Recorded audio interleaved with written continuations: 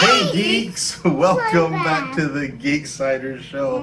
I'm Josh. I'm Anna. And this is Kai.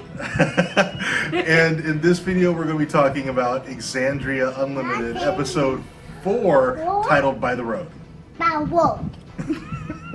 I think so far this has been my favorite episode. Yeah. We just got so much in this So episode. There was a beauty episode. pageant. Oh my god.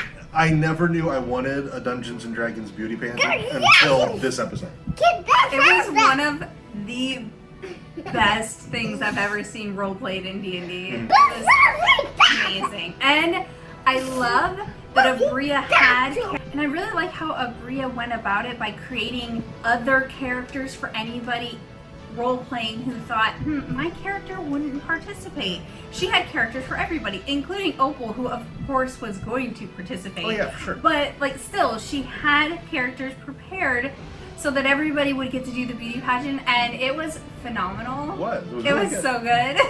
And there was a guest star in this episode who I hope sticks around for the whole thing. Yeah, I hope she's here to the end because I immediately fell in love with her. Fira Ray, or Fira Rai, I think it's Fira Rai, quickly became, well, Opal's still my favorite, but Fira Rai is my second favorite. And she's now my favorite. Like, I love her so much. I love the fire Ganassi thing. I love that she's a monk. And she's a slightly higher level than everyone else. And I'm wondering if there's an in-story reason or if it's a mechanical reason so they can have more intense fights. Yeah, I just love her. She kind of, we were talking about this while we were watching it, she kind of reminds me of Avasarala. Yeah, Avasarala from The Expanse, and I love Avasarala so much. And I don't know if it was the voice or just her gravitas. Yeah, like it's her commanding presence, I feel. Like she just kind of walks in and owns the room in a very similar way that Avasarala does. Christian, yes, Christian. Also in this episode, some really cool stuff with Fern going on. Yes, we finally get some Fern info. Like, yes. Well, but did we though? Yeah, so they end up at supposedly the portal where Fern crossed over from the Feywild, and there's like an evil version of Fern on the other side, but it's also kind of like an alternate timeline version where she's taken the circlet and is using it. So like you were talking about right before we started, is this going to dissuade Fern from being interested in the circlet and wanting to have something to do with it? If I was Ashley, I would totally want to touch the circlet now. but Fern would Fern do that? And I don't feel like we have enough of a grasp on who Fern is as a character yet to know if this would dissuade her from ever touching the circlet, or if now her curiosity is piqued. We also got massive Opal stuff. Especially mostly Ted. Yeah, but Opal didn't die, but she was unconscious for a prolonged amount of time. Yeah. She didn't roll any death saving throws. So, I guess she was technically unconscious for less than 6 seconds.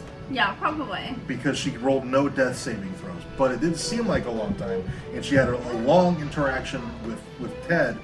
So it seems like Ted is dead. That I think is confirmed. Yeah, that's the vibe I get from that is that Ted is dead. She left shortly after to go join Opal and then died at some point. And Opal is still oblivious to it. Yeah, no idea. Completely oblivious to it. Like it didn't click for her when she was wherever she was talking to Ted. Yeah.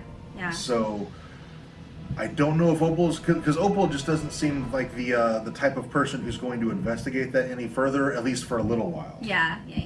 No.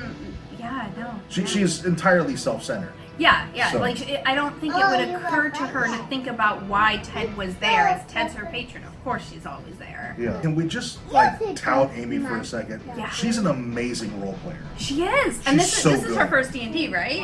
Yeah. This is her first time playing D&D, and she's so good at it. Now, and bear in mind, these are all professional actors. Yeah. So, but I mean, like, role playing and acting are similar, but not the same. No, role playing makes you feel very vulnerable and in front of your closest friends, which you would think that would be easier, but I feel like it's easier to be vulnerable and open in front of people you don't know and may never see again, ever. Like, being like that out in public or, you know, like around strangers, not as difficult as with people that you actually care about their opinion of you.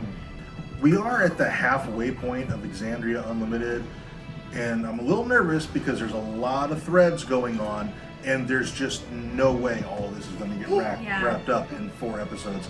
And what my fear is that it's going to end on this massive cliffhanger, and it's going to be months and months and months and months before they pick this back up again. I don't think there's any way that that Exandria Unlimited is kind of a one-off series.